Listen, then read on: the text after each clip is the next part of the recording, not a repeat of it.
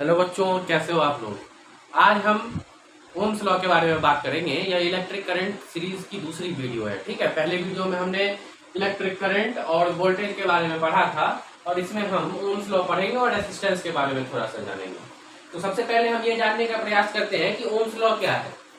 तो Ohm's law कुछ भी नहीं है, इसे हम दिन प्रतिदिन अपने दैनिक जीवन में प्रयोग करते हैं। इस शब्द को मैं आपको अभी रिलेट करा के बताऊंगा। इसमें क्या है कि एट ए कांस्टेंट टेम्परेचर, सबसे पहले जो टेम्परेचर अपना है उसको क्या कर दीजिए, कांस्टेंट कर दीजिए। मतलब टेम्परेचर को ना बढ़ाइए ना घटाइए, टेम्परेचर फिक्स रहना चाहिए। फिर किसी कंडक्टर में जो करंट फ्लो करेगा, ठीक है, किसी कंडक्टर से होकर विद्युत धारा जो बहेगी वह डायरेक्टली प्रोपोर्शनल होगा। क्या होगा? डायरेक्टली प्रोपोर्शनल होगा। किसका? तो पोटेंशियल डिफरेंस का। पिछले वीडियो में ही मैंने आपको बताया है कि पोटेंशियल डिफरेंस जो होता है इसको हम भी लिखते हैं, राइट, या इसी को हम पीडी भी लिखते हैं। या पिछले वीडियो में हमने बता दिया है, विस्तार पूर्वक बताया है। अगर आपको कहीं कंफ्यूजन है तो पहले जाके वो देख लो, ठीक है। तो पोटेंशियल डिफरेंस को हम भी से डिनोट करते हैं और करंट को जो है, करंट को हम आई से डिनोट कर देते हैं। किस चीज से? आई से। तो ओम्स लॉ क्या कहता है कि अगर कांस्टेंट टेम्परेचर कांस्टेंट हो ना, तो ये जो भी जो होता है यह डायरेक्टली प्रोपोर्शनल हो जाता है आई का। क्या बोला जाता है कि अब भी जो होता है वो डायरेक्टली प्रोपोर्शनल हो जाता है आई का। इसको अगर आप लिखना चाहो तो वोल्टेज जो होता है वो डायरेक्टली प्रोपोर्शनल हो जाता है करंट का। किसका? करंट का, ठीक है, कोई दिक्कत नहीं। अब 9th में भी आप लोगों ने पढ़ा होगा कि इस साइन को अगर हटाते हैं हम तो इक्वल का साइन आता है और साथ साथ अपने साथ जो है वो एक कांस्टेंट लाता है। तो यहाँ आर क्या है? एक कांस्टेंट है। और हम लोग को एक फॉर्मूला भी मिल गया कि V equal to I R का। कौन सा formula? V equal to I R. यही अपना ओम्स लॉ है कि अगर टेम्परेचर को हम कांस्टेंट कर देंगे, क्या करेंगे, अगर टेम्परेचर को हम कांस्टेंट कर देंगे, फिर जितनी पोटेंशियल डिफरेंस होगी या जितना वोल्टेज होगा उतनी ही विद्युत धारा प्रवाहित होगी। ये हम दैनिक जीवन में ये यूज करते हैं कि देखो, जैसे आपके घर की लाइट है, कभी कभी क्या होती है, वोल्टेज कम हो जाता है, वोल्टेज कम हो जाता है, बोलते हैं कि वोल्टेज कम हो गया है। वोल्टेज कम हो गया है तो इलेक्ट्रिसिटी कम आने लगी है। अब ना पंखा चलेगा ना कुछ होगा। क्यों? क्योंकि इलेक्ट्रिसिटी कम आने लगी है। यही बात पहली बार ओम्स ने बताया था कि अगर टेम्परेचर को कांस्टेंट कर दिया जाए तो जो भी करंट फ्लो हो रहा है किसी कंडक्टर में वो डायरेक्टली प्रोपोर्शनल हो जाएगा पोटेंशियल डिफरेंस का। ये फिजिक्स का टर्म है, डायरेक्टली प्रोपोर्शनल। अब इसको अक्षर सा याद कर लीजिए। डायरेक्टली प्रोपोर्शनल का मतलब हो जाता है एक को बढ़ाएंगे दूसरा बढ़ेगा। वोल्टेज बढ़ाएंगे करंट बढ़ेगा, करंट घटाएंगे वोल्टेज घटेगा, या वोल्टेज घटाएंगे तो करंट घटेगा। तो ये अपना एक फॉर्मूला हो गया V equal to I R का। इसी से 2-3 फॉर्मूला और निकालने का प्रयास करते हैं, इसको क्लियर कर देते हैं। तो हम लोग ये समझ गए कि V equal to I R क्यों होता है, V equal to I R क्यों होता है, ये तो हम समझ गए हैं।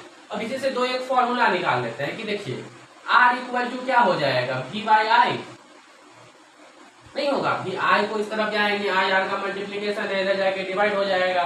तो R equal to V by I हो जाएगा। दूसरा फॉर्मूला अपना ये हो गया, पहला V equal to I R वाला हो गया और तीसरा I equal to V by R, तीसरा फॉर्मूला ये हो गया। तो अपने पास कितने फॉर्मूले हैं? 3 फॉर्मूले हैं। कितने फॉर्मूले हैं? 3। और इन्हीं 3 फॉर्मूले से क्वेश्चन डायरेक्टली एग्जाम में पूछा जाता है, ठीक है। अब कभी कभी पूछा जाता है कि ग्राफ क्या होगा, मतलब पोटेंशियल डिफरेंस वोल्टेज जिसको हम बोलते हैं और करंट का ग्राफिकल रिप्रेजेंटेशन, ग्राफिकल रिप्रेजेंटेशन क्या होगा। तो ग्राफिकल रिप्रेजेंटेशन देखिए, आप एक ग्राफ बना लीजिए ऐसा। ये अपना एक्स एक्सिस हो गया, ये अपना वाई एक्सिस हो गया। इधर भी कुछ नंबर लिख लीजिए, जैसे यहाँ लिख लिया हमने 0, 5, 10, 15, 20, 25, राइट। इधर भी कुछ नंबर लिख लिया हमने 10, 20, 30, 40, कुछ भी नंबर लिख लिया। अगर हमको वोल्टेज और इसका हमको ग्राफ दिखाना है तो एक सीधी लाइन खींचेंगे हम। कैसा? बिल्कुल सीधा लाइन खींचेंगे। तो ये हो गया इसका ग्राफिकल रिप्रेजेंटेशन। अब देखिए इधर वाला जो है वो वोल्टेज है, क्या है? वोल्टेज है। और इधर वाला जो है वो करंट है, राइट।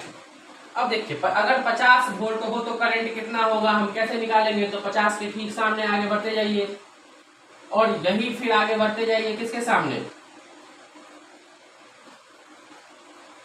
इसके सामने बढ़ते जाइए तो वोल्टेज कितना हो गया, 50 वोल्ट हो गया, राइट, क्योंकि 50 के ठीक सामने ये वाला पॉइंट है। तो वोल्टेज कितना हो गया, 50 हो गया। और करंट कितना है, करंट जो है वो 20 एम्पियर हो गया। तो यहाँ हम रेसिस्टेंस निकालने के लिए क्या करेंगे, रेसिस्टेंस निकालने के लिए हम करेंगे V/I, मतलब 50/20, 2.5 ओम। अभी ओम ये क्यों हुआ, आगे मैं पढ़ाऊंगा, रेसिस्टेंस को ऐसा यूनिट ओम होता है, ठीक है।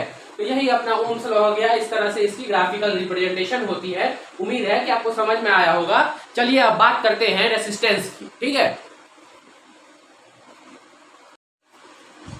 चलिए अब हम पढ़ते हैं कि रेसिस्टेंस क्या होता है। तो देखिए, the property of a conductor, conductor की एक प्रॉपर्टी, ऐसी प्रॉपर्टी जो अपने अंदर अपोज करे, क्या करे, अपोज करे, रोके, क्या करने से, तो फ्लो ऑफ इलेक्ट्रिक करंट को अपने अंदर फ्लो करने से रोके, किसी कंडक्टर की वह प्रॉपर्टी जो इलेक्ट्रिक करंट को अपने अंदर फ्लो होने से रोके, उसी को हम रेसिस्टेंस कहते हैं। The property of a conductor due to which it opposes the flow of current through it is called resistance, ठीक है। तो resistance is equal to voltage by current होता है, रेसिस्टेंस इज इक्वल टू क्या होता है, वोल्टेज बाई करंट होता है। इसको हम R इक्वल टू V/I लिखते हैं, क्योंकि वोल्टेज को हम V से डिनोट करते हैं, करंट को हम I से डिनोट करते हैं। इसका ऐसा यूनिट ओम होता है, क्या होता है, ओम होता है, जिसको हम ओमेगा लिखते हैं, क्या लिखते हैं, ओमेगा लिखते हैं। अब हम बात करेंगे कि 1 ओम रेसिस्टेंस क्या होता है, ठीक है, किसको हम बोलेंगे कि 1 ओम रेसिस्टेंस है। तो जब 1 वोल्ट की पोटेंशियल डिफरेंस अप्लाइड हो, क्या हो, जब पोटेंशियल डिफरेंस 1 वोल्ट हो और उससे होकर 1 एम्पियर की धारा प्रवाहित हो, क्या हो, 1 एम्पियर की धारा किसी सर्किट से होकर जाए, इलेक्ट्रिक करंट फ्लो करे, उसको हम बोलते हैं 1 ohm resistance. When 1 volt potential difference applied, क्या कि 1 वोल्ट पोटेंशियल डिफरेंस अप्लाइड होनी चाहिए या 1 वोल्ट वोल्टेज होनी चाहिए, और उससे होकर अगर 1 एम्पियर का करंट फ्लो हो रहा है, इसका मतलब उसका रेसिस्टेंस जो है वो 1 ओम है, राइट। अब हम देखते हैं, इसको इरेज करके हम अब देखने की कोशिश करते हैं कि रेसिस्टेंस आखिर किस किस चीज पर निर्भर करता है, क्या कि उसको कौन कौन इफेक्ट डालता है, या रेसिस्टेंस किस किस चीज से प्रभावित होता है, ठीक है। तो उसमें पहला है लेंथ ऑफ वायर, या दूसरा है थिकनेस ऑफ वायर, चौथा है अपना टेम्परेचर,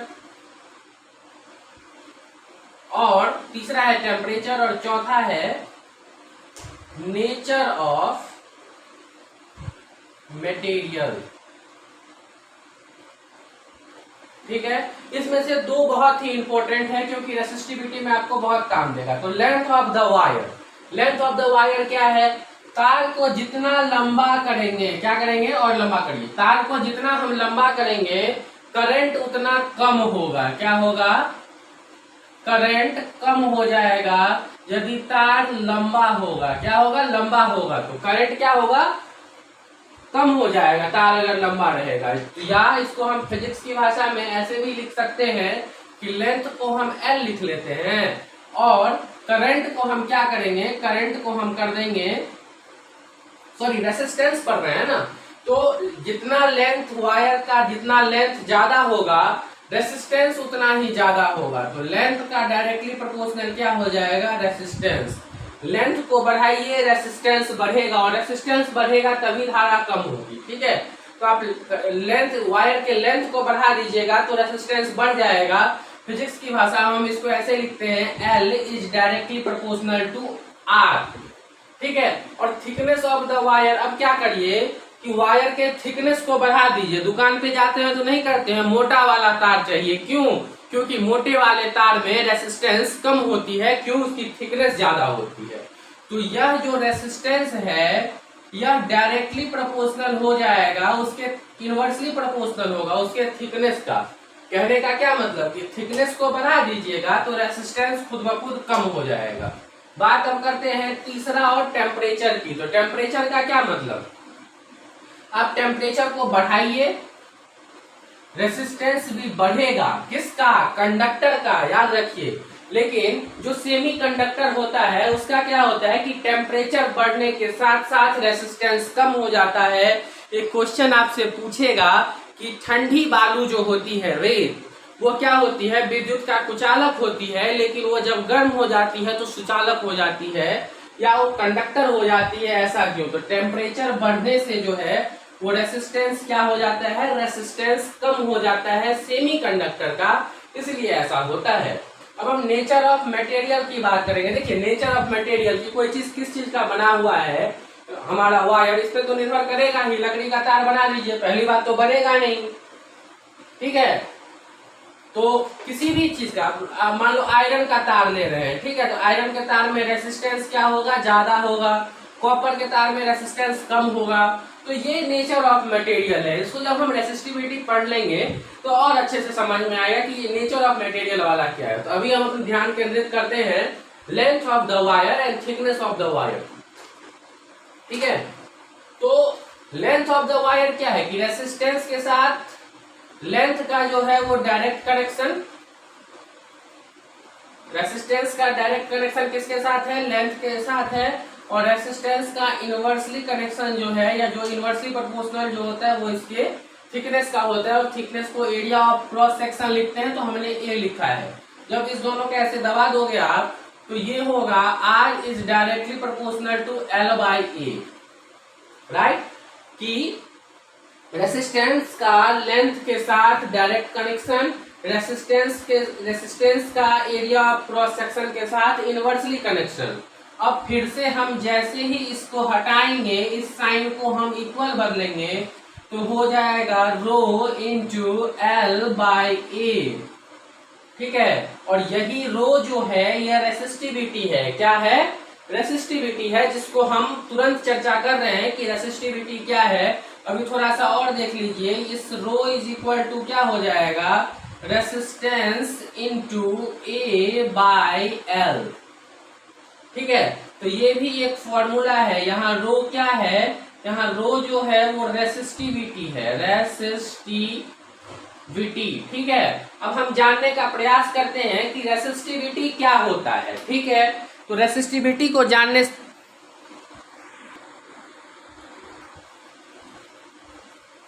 अब बात करते हैं रेसिस्टिविटी की। तो रेसिस्टिविटी क्या होता है, तो रेसिस्टिविटी सब्सटेंस का न्यूमेरिकली वह वैल्यू है। जैसे मान लो कि रेसिस्टिविटी को हम पहले आसान भाषा में समझा देते हैं। मान लीजिए कि एक ये लोहे का रॉड है और हमको लोहे का क्या चाहिए, रेसिस्टिविटी चाहिए। क्या चाहिए, रेसिस्टिविटी चाहिए। रेसिस्टिविटी एक प्रकार का रेसिस्टेंस ही है। क्या है, रेसिस्टेंस ही है। लेकिन रेसिस्टिविटी क्या है कि अगर इस लोहे की रॉड की लंबाई जो है वो 1 मीटर हो, क्या हो, 1 मीटर हो, और क्रॉस सेक्शन जो हो क्या हो, इसकी मोटाई जो हो वो 1 मीटर स्क्वायर हो, तो जो इसका रेसिस्टेंस होगा वही आयरन का क्या कहलाएगा, रेसिस्टिविटी कहलाएगा। तो the resistivity of a substance numerically equal to the resistance of a rod of that substance. उस सब्सटेंस का एक रॉड चाहिए, कितना बड़ा, तो विच इज 1 मीटर लॉन्ग, जो कि 1 मीटर लॉन्ग हो और 1 स्क्वायर मीटर उसका क्रॉस सेक्शन हो। कि हमने एरिया को क्या पढ़ा था, एरिया का ऐसा यूनिट मीटर स्क्वायर, तो उसका जो एरिया होना चाहिए वो 1 मीटर स्क्वायर होना चाहिए, और लेंथ होना चाहिए वो कितना होना चाहिए, 1 मीटर होना चाहिए। तो उसका जो भी रेसिस्टेंस होगा वही रेसिस्टिविटी कहलाएगा उस मैटर का, राइट। इसका ऐसा यूनिट बहुत पूछा जाता है, रेसिस्टेंस और रेसिस्टिविटी। रेसिस्टिविटी पूछ देगा, आप ओम लिख के आ जाओगे, 0 नंबर लेके आ जाओगे। तो रेसिस्टिविटी के लिए आपको लिखना है ओम मीटर। क्या लिखना है, ओम मीटर। और एक चीज समझ लीजिए कि अगर यहाँ लेंथ भी फिक्स है, एरिया क्रॉस सेक्शन भी फिक्स है, तो इट डज नॉट डिपेंड ना लेंथ पे डिपेंड करेगा ना एरिया पे डिपेंड करेगा। रेसिस्टिविटी किसी भी चीज पर डिपेंड नहीं करती, ना लेंथ पर ना एरिया पर। क्यों? क्योंकि रेसिस्टिविटी में लेंथ भी फिक्स है 1 मीटर और एरिया भी फिक्स है 1 मीटर स्क्वायर। इसीलिए यह ना लेंथ पे डिपेंड करती है और ना एरिया पे डिपेंड करती है। तो यही था अपना रेसिस्टिविटी। एक क्वेश्चन आपसे पूछेगा डिफरेंट टाइप का रेसिस्टिविटी आप निकालने के लिए बोलेगा कि 1 मीटर मतलब तो ये वाला फॉर्मूला जो है आप उसका यूज करना। कैसे यूज करना है न्यूमेरिकल की जब मैं सीरीज लाऊंगा तो सारी चीजें आपको बता जाऊंगा, ठीक है।